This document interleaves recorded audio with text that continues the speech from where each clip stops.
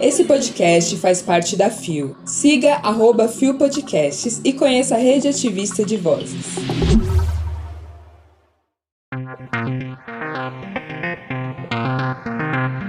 Conheça Queen, atleta da seleção canadense. Novo caso de cura do HIV. Medida na Itália retira nomes de mães LGBT+, de certidões de nascimento. Segunda-feira, 24 de julho de 2023. Brasil! Hoje é, ou foi, a estreia da nossa seleção feminina na Copa e elas merecem todo o nosso apoio, hein? Bora? Bora! Olá, eu sou o GG e este é mais um Bom Dia, Bicha. Levanta, viada, vamos assim! O seu podcast diário de notícias sobre as comunidades LGBTQIAP+. 6 e ônibus. Deu no IG Queer. Quem é Queen? Conheça a primeira pessoa trans a disputar uma Copa do Mundo. Publicado em 20 de julho de 2023 por Felipe Carvalho.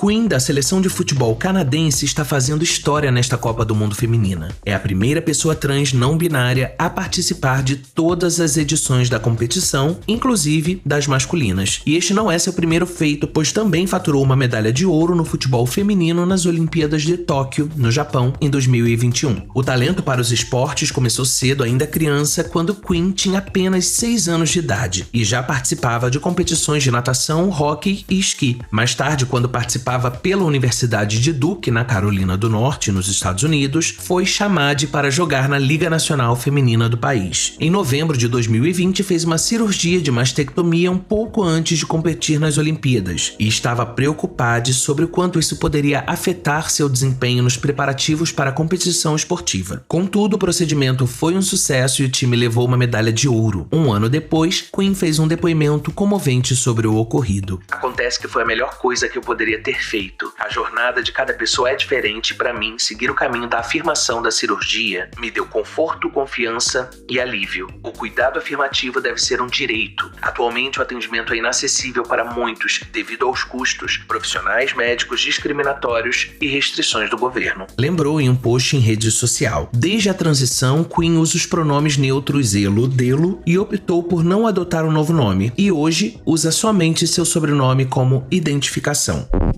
O mais lindo na história de Queen na seleção canadense é o apoio irrestrito das colegas de time. Já tava muito mais que na hora. Christine Sinclair, que é a capitã do time, brincou em uma entrevista dizendo que elas não mereciam Queen. Elo também está à frente de um programa desenvolvido no Canadá para ajudar a manter meninas e atletas de gêneros diversos de 13 a 17 anos engajadas no futebol, lhes dando acesso a um modelo verdadeiramente inspirador. Tá passada. Como é bom, né? Viver em um país que valoriza a sua existência. Se todo mundo nos odeia, então por que a gente continua vencendo? O Canadá é um bom exemplo em muitos aspectos, mas agora temos Lula, temos o ministro Silvio Almeida, temos nossa secretária Simi Lahati, o horizonte aqui tá bem mais bonito. A direita surta!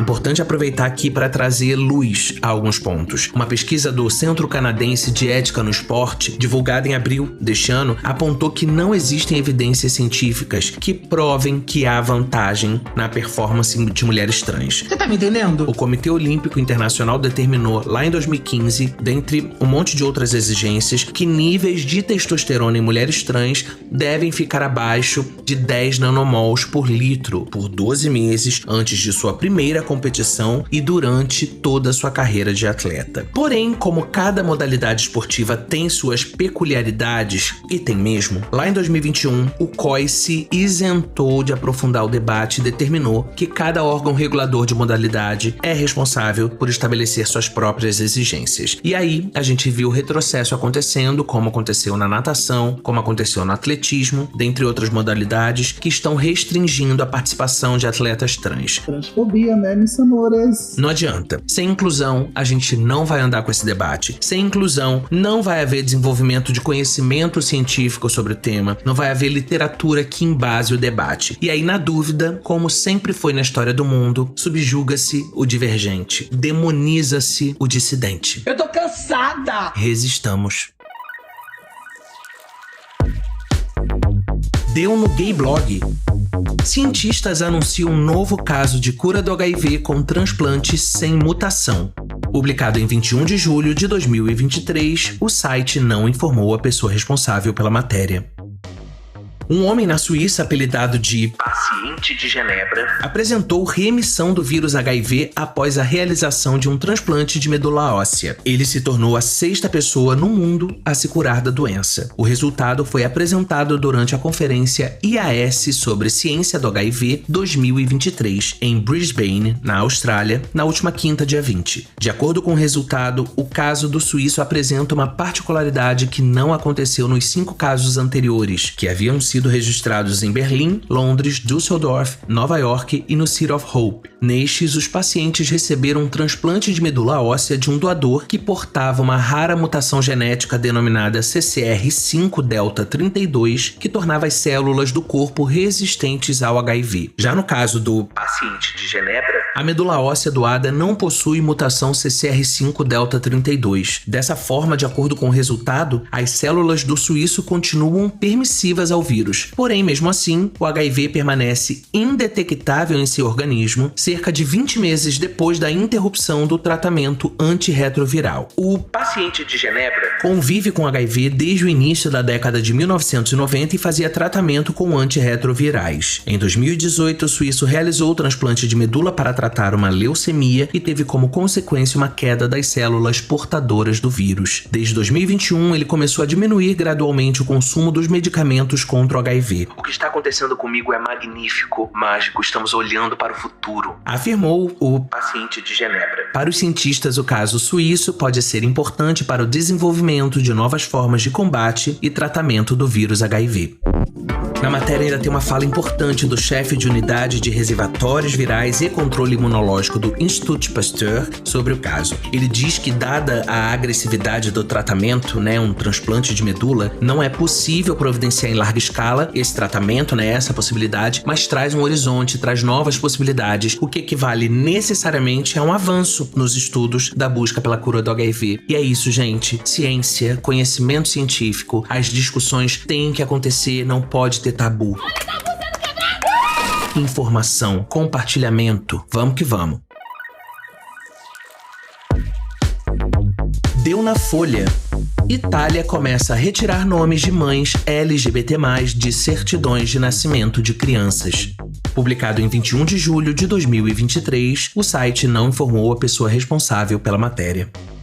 A Itália começou a remover das certidões de nascimento de filhos de casais do mesmo sexo os nomes das mães não biológicas. A iniciativa teve início após uma lei aprovada pelo governo de Giorgia Meloni, em medida contra direitos da comunidade LGBTQIA+. Segundo a rede CNN, as certidões de nascimento de 33 crianças de 27 famílias da cidade de Pádua, na região do Vêneto, tiveram os nomes das mães não biológicas removidos. São casos de crianças concebidas por fertilização assistida no exterior. A prática só é permitida na Itália para casais heterossexuais e depois registradas no país. E a medida deve atingir mais crianças nos próximos dias. Famílias formadas por homoparentalidade de cidades como Milão, Florença e Fiumicino, perto de Roma, foram alertadas que certidões de nascimento emitidas com os nomes de ambas as mães estão sendo contestadas, de acordo com o jornal Daily Mail. A situação é consequência de uma decisão do Ministério do Interior de Meloni. A medida de março impede cartórios municipais de registrar os nomes de 2 mães que tenham recorrido à fertilização assistida ou de 2 pais de uma criança nascida de uma gestação de substituição. A nova lei reconhece apenas os direitos parentais da mãe biológica. Em caso de morte, os filhos serão entregues a familiares ou internados no centro de acolhimento do Estado. A medida também impede que casais de 2 homens registrem o nome de ambos os pais na certidão de nascimento. Eles precisam escolher um para ser o pai de forma legal. A união civil é legalizada desde 2016, mas a adoção conjunta é vetada no país. Em 2021, um projeto de lei que criminalizava a homofobia foi rejeitado pelo parlamento. Lembrando que a desquerida Giorgia Meloni é fascista descarada. Para ela, palavras dela, Mussolini era um bom político e tudo que ele fez pela Itália. Ai, Mona! Aos 15 anos, a desaplaudida entrou para a Frente Jovem do Movimento Social Italiano, o MSI, que foi fundado por órfãos do fascismo após a queda do Monstrolini. Que porra é essa? Exato. Ela também já declarou mais uma vez que seus inimigos são os burocratas de Bruxelas, o coletivo LGBT e o salão de festas da esquerda. O pé da vida, não vou mentir. E foi passando essa vergonha toda que ela se tornou a primeira-ministra de extrema-direita a governar a Itália desde Benito Mussolini. É de cair o cu da bunda mesmo. Vou falar o quê? Na Europa Ocidental, a Itália é o país com um dos piores índices de violência contra as nossas comunidades. E os movimentos sociais já alertavam que a situação poderia piorar com a desprestigiada no comando do país. Não erraram. Tá entendendo? Lixosa Meloni, nunca te vi, sempre te odiei. Chegamos ao final de mais um Bom Dia Bicha e estamos em plena Copa do Mundo de Futebol e as nossas meninas contam demais com o nosso apoio. Bora querer? E como agora temos uma ministra do esporte, Dona Ana Moser, foi lá e disse: queremos ponto facultativo também. Então abemos ponto facultativo em jogos da seleção brasileira, tal qual acontece nos jogos da seleção masculina nas Copas. Já tava muito mais que na hora. Porém, sabemos bem que a adesão dos patrões e das patroas não vai ser a mesma, né? É, gata. Mas medidas como essa começam a construir uma história de apoio, de validação institucional da modalidade que era proibida por decreto. Eu tô passada. Getúlio nos deu a CLT, mas passou essa e muitas outras vergonhas. Só em 1979, o decreto de Getúlio foi revogado e isso atrasou sobremaneira o desenvolvimento do futebol feminino. É, galera. Mas cá estamos, nossa seleção participou de todas as Copas desde a primeira, lá em 1991 na China. Somos top 8 dentre as 188 seleções femininas. Temos Marta, apenas a maior artilheira em Copas do Mundo e que ganhou mais vezes a Bola de Ouro, que é o título de maior jogadora do mundo. Foram só 6 vezes. Consegue distinguir? E ela tá na sua última Copa. E falando em termos gerais, de acordo com a agência Reuters, nesta Copa serão 87 jogadoras assumidamente LGBTQIAPN+, contra 38 da última edição. Mais do que o dobro. Eu quero aplausos. Você precisa de mais motivos pra entregar tudo na montação e torcer pelas girls? Pois torça, compartilhe nas redes, valorize o corre das coberturas da Copa, taca like, taca comentário, representatividade importa, inclusão é obrigação e esse compromisso tem que ser primeiramente nosso, tá bom? Churrasquinho, cervejinha gelada e vamos dar-lhe o... O Bom Dia Bicha tem identidade visual, edição e produção de Rod Gomes, idealização de GG, eu mesmo, pesquisa e roteiro de Zé Henrique Freitas, que também apresenta juntamente com Anderson da Silva, Bia Carmo, Gabi Van, GG, Isa Potter, Lua Manzano e Rod Gomes. O programa integra a Fio Podcasts. Conheça os outros programas da Rede Ativista de Vozes e não deixe de nos visitar e de nos seguir nas nossas redes sociais. Os links para as redes e para as matérias que você ouviu neste episódio estão na descrição. E amanhã estaremos de volta, tem mais Bom Dia Bicha a partir das 6 da manhã, com a apresentação do maravilhoso Anderson da Silva. É, galera. Já eu sigo lá passando minhas vergonhas no @GG_RealOficial, no Instagram, no Twitter e no Threads, e no ggcomg.com.br no Blue Sky. Então me segue, conversa comigo, que eu sou carente, quero conversar com você, tá bom? Vem! Obrigado por ter vindo até aqui, um beijo.